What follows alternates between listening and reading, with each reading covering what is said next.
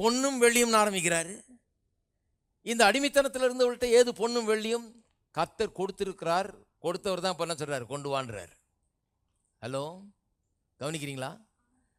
எங்கிருந்து வந்து இந்த பொண்ணு வெள்ளியெல்லாம் இவங்கள்ட்ட இருந்ததா? இவங்க சம்பாரிச்சாங்களா? கிடையாது. அங்கே இருந்தாங்க. கர்த்தர் எல்லாம் கலெக்ட் பண்ண சொன்னார், பத்திரமா எடுத்துகிட்டு வான்னாரு. அது ஒரு வேலைக்காக. அது கர்த்தர் நமக்கு ஐஸ்வர்யத்தை தந்தார் என்று சொன்னால், வெள்ளி பொன்னையும் தந்தார் என்று சொன்னால், அதை ஒரு காரியத்துக்காக, ஒரு நோக்கத்துக்காக தருகிறார்.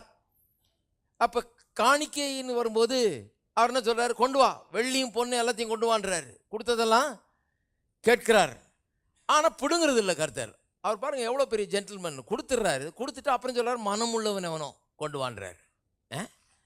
அதுதான் அங்கே அருமை. நம்மகிட்ட இருக்கிறதெல்லாம் கர்த்தர் நமக்கு கொடுத்தது. நாம் ஒன்றையும் பெருசாக நாம் உற்பத்தி செய்யலை. இந்த உலகத்தில் எதையும் நாம் உண்டாக்கிறவில்லை. எல்லாரும் வந்து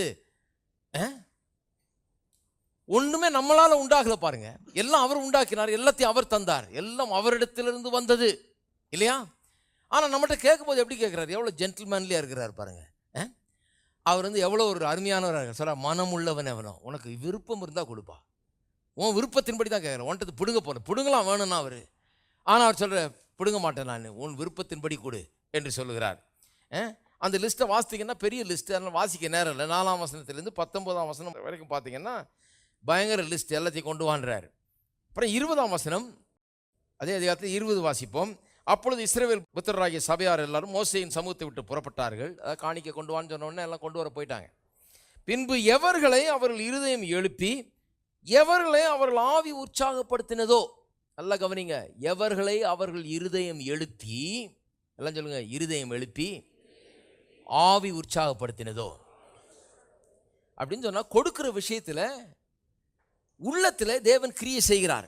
தேவன் நமக்கு ஐஸ்வர்யத்தை தர்றாரு பாருங்க. வெள்ளியும் பொண்ணையும் நமக்கு தர்றாரு, ஆனால் ஒரு நோக்கத்துக்காக தர்றாரு. அப்புறம் நம்ம எதுக்காக அதை பயன்படுத்த வேணும் என்று நம்முடைய ஆவியிலே நமக்கு ஒரு ஏவுதலையும் அவர் கொடுக்கிறார். எதற்காக இதை தர வேணும், எதற்காக இதை கொடுக்க வேணும்? சிலர் வந்து பரிதாபப்பட்டு கொடுத்துட்றாங்க. அது தர்மம், செய்யலாம் அது, ஆனால் அது வேற தர்மம். ஆனால் இது வந்து கர்த்தர் சொல்லுகிறபடி கொடுக்கிறது. கர்த்தருடைய ஆவியினால் ஏவப்பட்டு, நம்முடைய ஆவியில் உந்தப்பட்டு ஏவப்பட்டு கர்த்தர் நடத்தி கொடுக்கிறது. அப்போ கர்த்தர் யாரை ஐஸ்வர்யம் ஆக்கி இருக்கிறாரோ அவன்கிட்ட சில நேரத்தில் பேசுகிறார், அவனுடைய உள்ளத்தில் ஏவுகிறார், அவனுடைய உள்ளத்தை எழுப்புகிறார், தட்டி எழுப்புறார். இதுக்காக இதை கொடு என்று சொல்லி கர்த்தர் அதை செய்கிறார் பாருங்க. அதனால தான் விசுவாசிகள்லாம் கர்த்தர் என்ன சொல்றார் என்பதை குறித்து ரொம்ப கவனமாக இருக்க வேண்டும். ஏனென்றால் எல்லாம் கர்த்தரிடத்திலிருந்து வந்தது.